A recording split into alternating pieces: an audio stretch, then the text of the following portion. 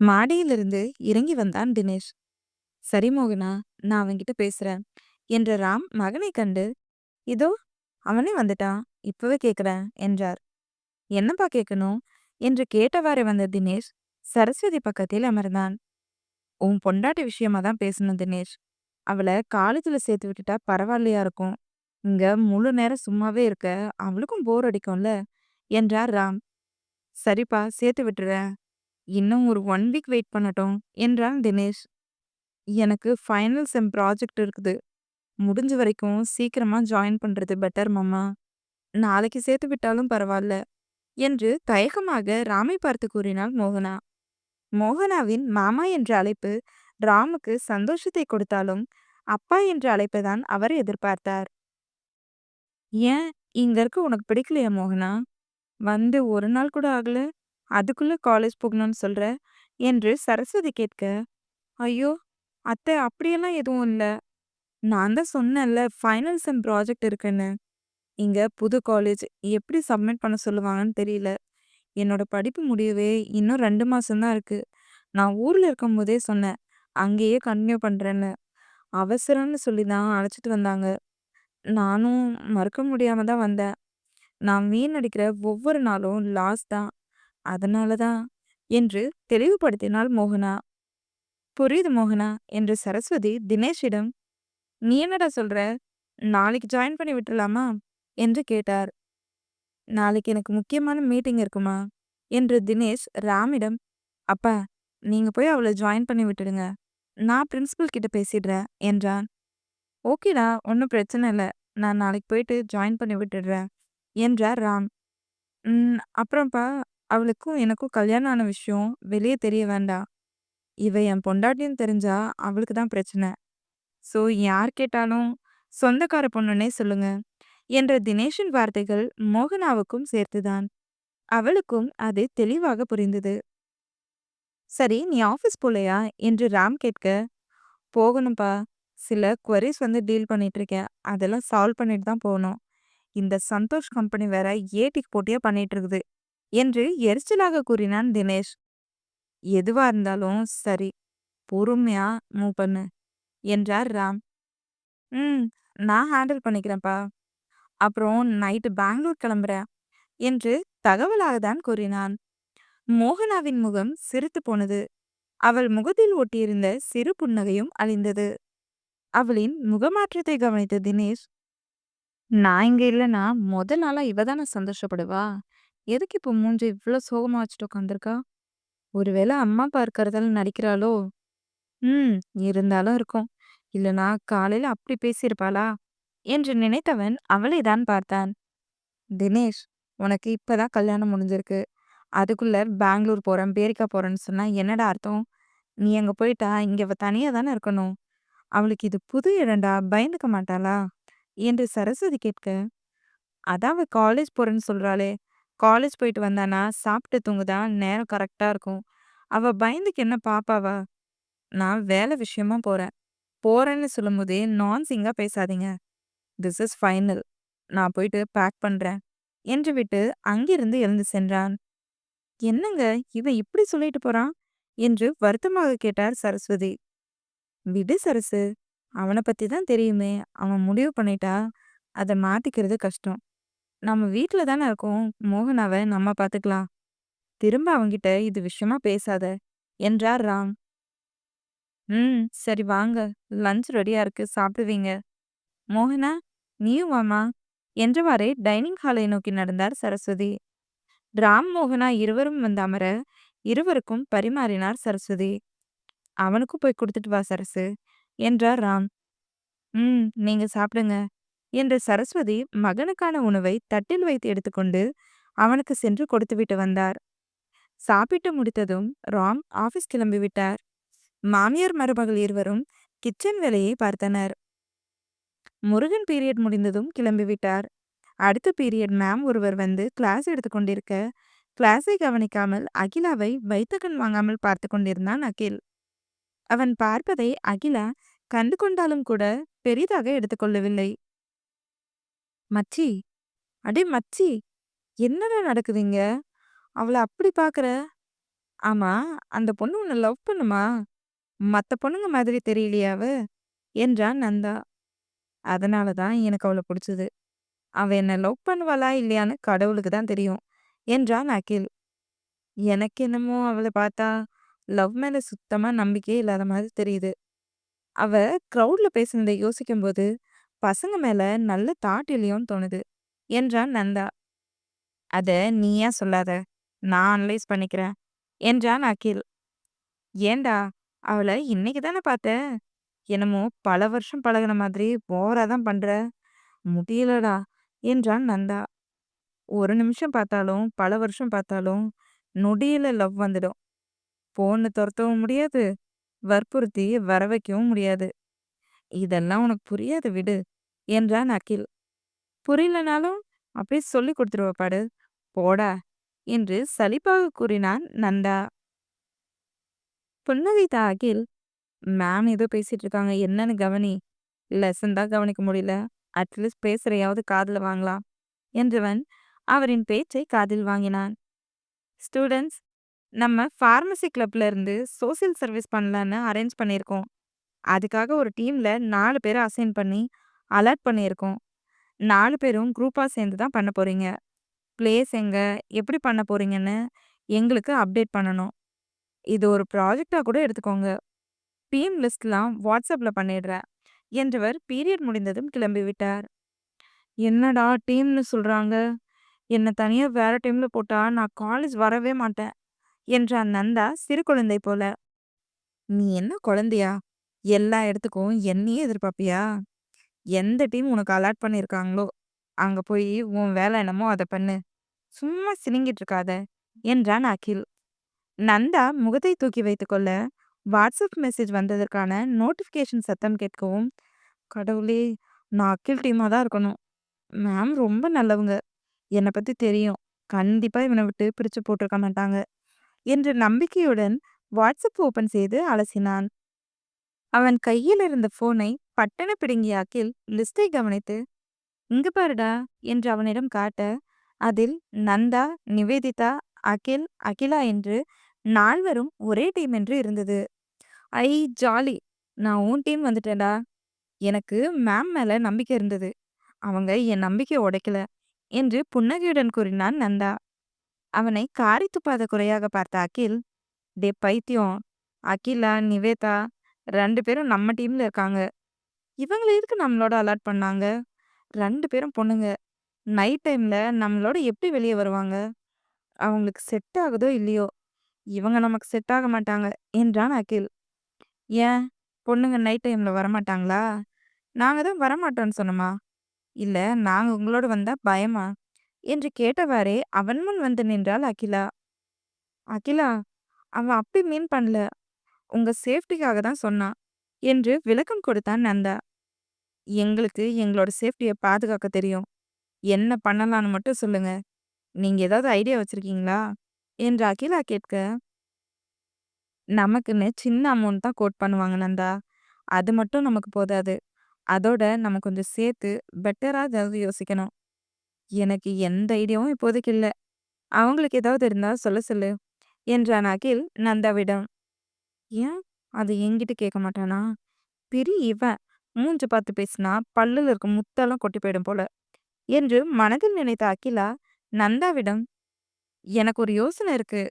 சென்னையோட அவுட்டர்ல குடிசைவாழ் மக்கள் இருக்காங்க. அவங்களுக்கு நம்மளால முடிஞ்ச அத்தியாவசிய உதவிய பண்ணலாம். மெயினா மெடிக்கல் கேம்ப் போடலாம். மத்தது அந்த இடத்தோட சூழ்நிலைய பொறுத்து பிளான் பண்ணிக்கலாம். அண்ட் அவசியமா நமக்கு கார் வேணும் என்றாள். கார் ஒண்ணும் பிரச்சனை இல்ல. அகில் வீட்ல கார் இருக்கு என்றான் நந்தா. ஓகே, உங்கள எப்படி கான்டாக்ட் பண்றது? உங்க நம்பர் குடுங்க. என்று அகிலா கேட்க, நந்தா அகிலை பார்க்க, அவனோ வெளியில் வேடிக்கை பார்த்து கொண்டிருந்தான். அகிலாவிடம் நம்பரை கொடுத்து அவளை அனுப்பி வைத்த நந்தா, டேய் உனக்கு என்னாச்சு? அவ தானா வந்து பேசுறா. நீ எனக்கு என்ன நீ எங்கேயோ பார்த்துட்டு உட்காந்துருக்க? என்று நண்பனை புரியாமல் பார்த்தவாறு கேட்டான். அவ ஐடியா ஓகே, நல்லாவே இருக்கு. ஆனா அவங்களோட சேர்ந்து பண்றது சரியில்லையோன்னு தோணுது மச்சி. என்றான் அகில். என்ன தாண்டா சொல்ற? தெளிவா சொல்லு. என்றான் நந்தா. இரவு பகல்னு பார்க்காம ஒண்ணா இருந்து ஒர்க் பண்ணணும். இவங்க பொண்ணுங்கடா. போற இடம் அவுட்டர். இவங்களுக்கு சேஃப் இல்ல. இவங்களால நம்மளோட ஒண்ணா கம்பைன் பண்ண முடியாது. பேசாம டீம மாத்த சொல்லிடலாமா? என்று அகில் கேட்க, அதெல்லாம் சரிதான்டா. ஆனா இதுல இன்னொரு முக்கியமான விஷயம். அவங்க நம்ம டீம்ல இருந்தா, நம்ம பாதுகாப்பா பாத்துக்கலாம். இதே வேற டீம் அனுப்ப வேணாம். அங்க போய் பாதுகாப்பு இல்லன்னா என்ன பண்றது? என்று நந்தா கேட்க, ம், நீ சொல்றது யோசிக்க வேண்டிய விஷயம் தான். சரி விடுடா, ஒரே முடிவா சேர்ந்தே பண்ணலாம். பாத்துக்கலாம் என்ன வந்தாலும். என்று மனதை தேத்தியவாறு கூறினான் அகில். தலையசைத்தான் நந்தா. கிச்சனில் வேலையை முடித்துவிட்டு அறைக்கு வந்த மோகனா, கணவன் பேக் செய்து கொண்டிருப்பதைக் கண்டு, நான் ஏதாவது ஹெல்ப் பண்ணவா? என்று கேட்டாள். வேண்டாம் என்று சட்டென ஒரே வார்த்தையால் அவளை நிமிர்ந்து கூட பார்க்காமல் கூறிய தினேஷ், துணியை எடுத்து வைப்பதில் கவனம் செலுத்தினான். இவங்க என்னையும் கூட்டிட்டு போனா கூட பரவாயில்லன்னு தோணுது. ஆனா கேட்க மனசு வர மாட்டேங்குதே. பேசக்கூட மாட்றாங்க. என்னத்த போய் சொல்றது? என்று மனதில் நினைத்துக்கொண்டு அவனை பார்த்தவாறே தயக்கமாக நின்றாள். சூட்கேஸை மூடிய தினேஷ் கைப்பையை இறுக்கமாக பற்றியவாறு அவளை பார்த்து, நான் கிளம்புறேன். அம்மா கூட இருப்பாங்க. நாளைக்கு அப்பா காலேஜ்ல ஜாயின் பண்ணி விட்டுருவாரு. பாத்துக்கோ என்றவன் அங்கிருந்து நகர்ந்தான். அவன் பின்னாலேயே ஹாலுக்கு வந்த மோகனா, சாப்பிட்டு போங்க என்றாள். மணி 4 ஆனாலும் அவனுக்கு இரவு உணவை கொடுக்க மனம் உந்தி தள்ளியது. இப்போ பசிக்கல. பசிச்சா வெளியே பாத்துக்கிறேன் என்று உணர்ச்சி துடைக்கப்பட்ட முகத்துடன் கூறினான் தினேஷ். ஓ, சரி 1 மினிட் வெயிட் பண்ணுங்க என்ற மோகனா வேகமாக கிச்சனுக்கு வந்து ஃப்ரிட்ஜில் இருந்து பழங்களை எடுத்து சின்ன சின்னதாக கட் செய்து சிறிய டப்பாவில் அடைத்தவள் அதனுடன் வாட்டர் பாட்டிலையும் எடுத்து கொண்டு வந்து அவன் அருகில் வந்து, இந்தாங்க இது வச்சுக்கோங்க. போற வழியில சாப்பிடுவீங்க.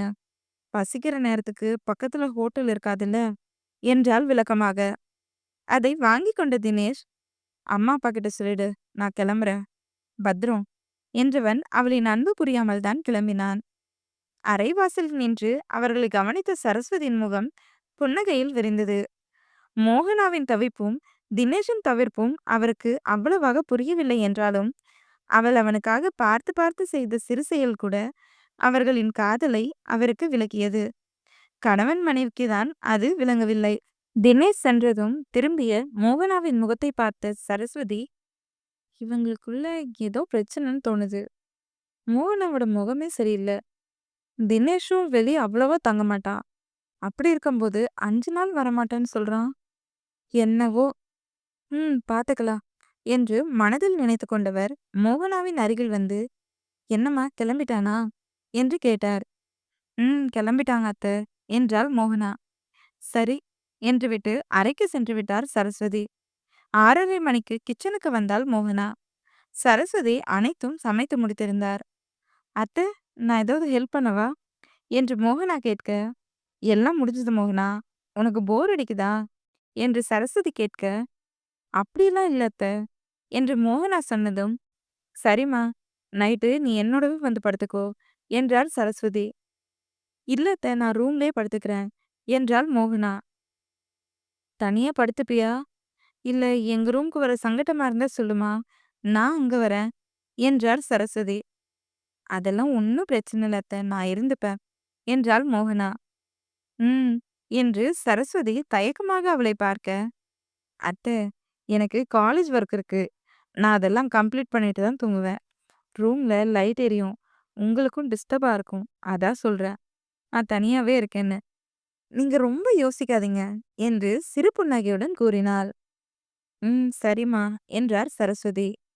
என்ன பட்டிமன்றம் மாமியார் மருமகளுக்கு இடையில என்று கேட்டவாறே வந்தான் அகில். வாடா, இதான் நீ வீட்டுக்கு வர நேரமா? வீட்டுக்கு வர்றதுக்கு வழி மறந்துட்டு கண்டுபிடிச்சு லிஃப்ட் கேட்டு வந்தா கூட சீக்கிரம் வந்திருக்கலாம். இன்னைக்கு வரைக்குமா ஊரு சுத்துறது என்று அவனை முறைத்தவாறே கேட்டார் சரஸ்வதி. அச்சோ சரோ, கோச்சிக்காத. உன் செல்ல பையனுக்கு காலேஜ் ஒர்க்ல அதிகம். அது விஷயமா தான் சுத்துற. இனி ஐயா பிஸி தான் என்று சட்டை காலரை தூக்கிவிட்டவாறே கூறினான் அகில்.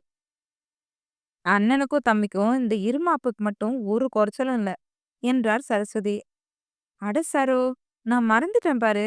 என்ன உன் பெரிய பையன் புதுசா வெளியலாம் போயிருக்கான். இப்படிலாம் அவன் போக மாட்டானே என்று கேட்ட அகில் மோகனாவிடம், ஏன் அண்ணி உங்களோட ஏதாவது சண்டை போட்டானா என்று சந்தேகமாக கேட்டான். திருதிருவென விழித்த மோகனா நொடியில் முகத்தை மாற்றிக்கொண்டு, அப்படிலாம் எதுவும் இல்ல அகில். ஒர்க்லோட் அதிகமா இருக்குன்னு சொன்னாங்க. ப்ராஜெக்ட் அது இதுன்னு பேசிட்டு இருந்தாங்க. ஐ திங்க் அது விஷயமா தான் வெளியே போயிருக்காங்கன்னு நினைக்கிறேன் என்று வாய்க்கு வந்ததை தான் கூறினாள். அவளின் முகபாவனையை ஆழ்ந்து கவனித்த அகிலுக்கு ஏதோ சரியில்லை என்று மட்டுமல்ல, அவள் பேசிய வார்த்தைகளும் அவள் குழப்பத்தில் இருக்கிறாள் என்று தெளிவாக விளக்கியது. அவளை சகஜமாக்க எண்ணியவன் சரஸ்வதியிடம், என்ன சரோ, இந்த டைம்ல நீ ஒத்தையில நிக்கிற, இந்நேரம் புருஷனோட ஜோடி போட்டுட்டுல இருப்ப என்று நக்கிலாக கேட்டான். என்ன பண்ணுவ, உனக்கு கொழுப்பு கூடி போச்சு. என்னை இழுக்கலனா அந்த நாளே உனக்கு போகாதுல்ல என்று கேட்டவாறே வந்தார் ராம். பாரு சரோ, உன்னை ஒரு வார்த்தை கேட்டதும் உன் புருஷனுக்கு மூக்கு வேத்துடுச்சு, ஓடி வந்துட்டாரு என்று நக்கலாக கூறினான் அகில். டேய், ரொம்ப பண்ணாத, வாய கொஞ்சம் அடக்கு என்று சரஸ்வதி கணவனிடம், உட்காருங்க, நான் காஃபி எடுத்துட்டு வரேன் என்றார். மோகனா, அகில், ராம் மூவரும் ஹால் சோஃபாவில் அமர்ந்தனர். சரோ, எங்களுக்கும் சேர்த்து கொண்டு வா என்றான் அகில்.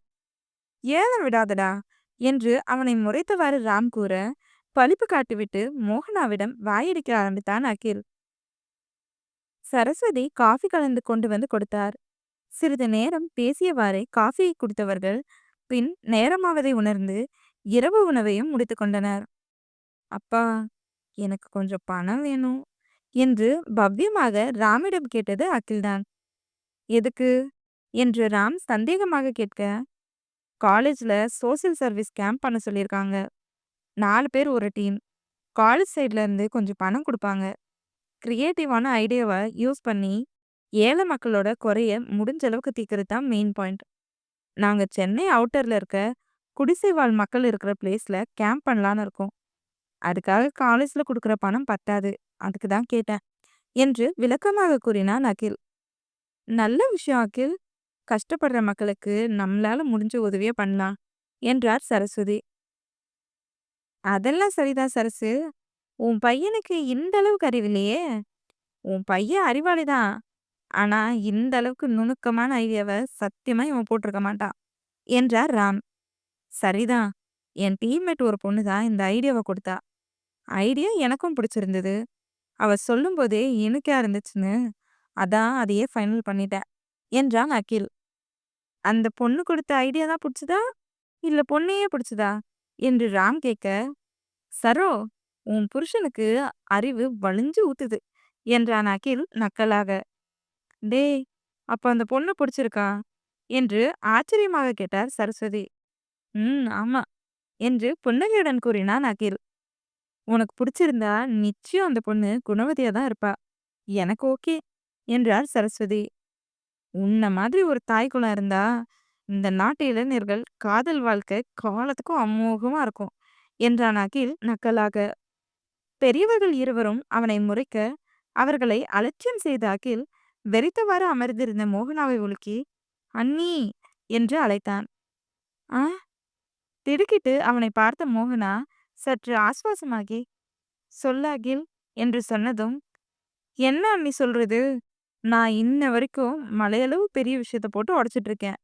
சொல்லுன்னு சொல்றீங்க, நீங்க என்ன யோசிச்சுட்டு இருக்கீங்க என்று அகில் கேட்க, சாரி அகில், நான் கவனிக்கல.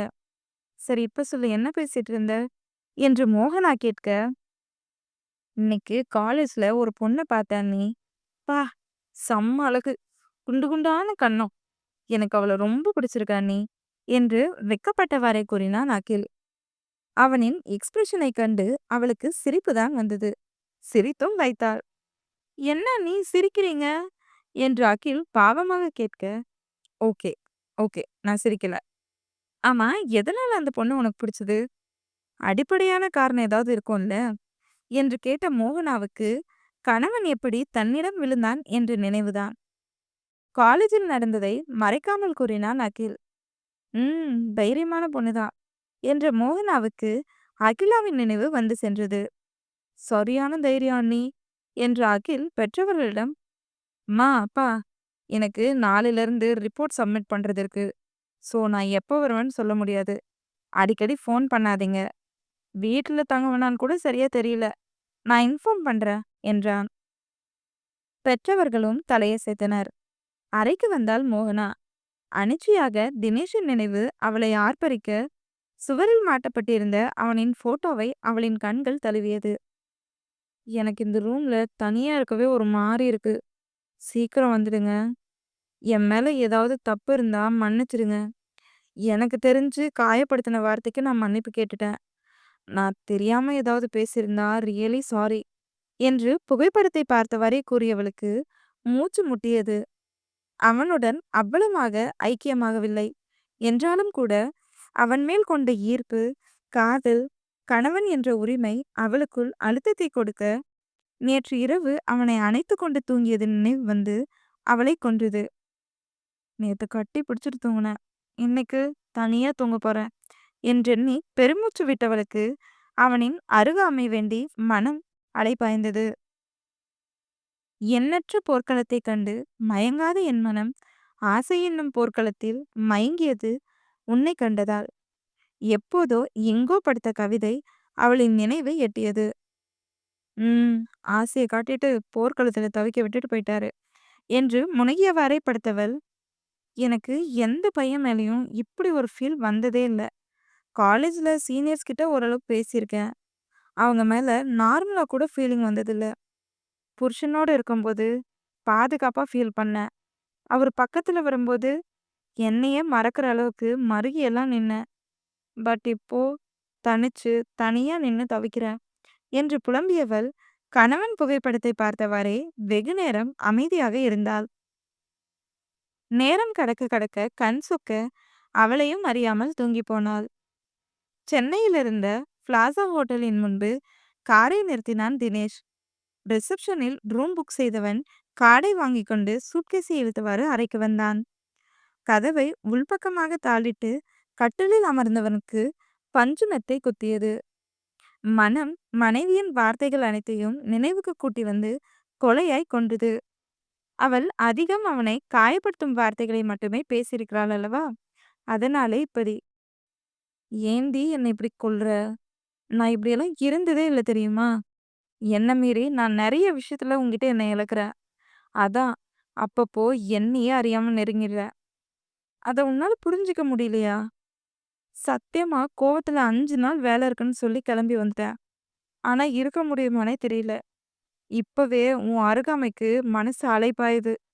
உடம்பு உன்னை அணைச்சுக்க துடிக்குது என்று புலம்பியவன் நெஞ்சை நீவியவாறே கட்டிலில் சரிந்து படுத்தான். காலை பொழுது யாருக்கும் காத்திராமல் விடிந்தது. விடியற் காலையிலேயே மோகனாவுக்கு முழிப்பு தட்டிவிட்டது.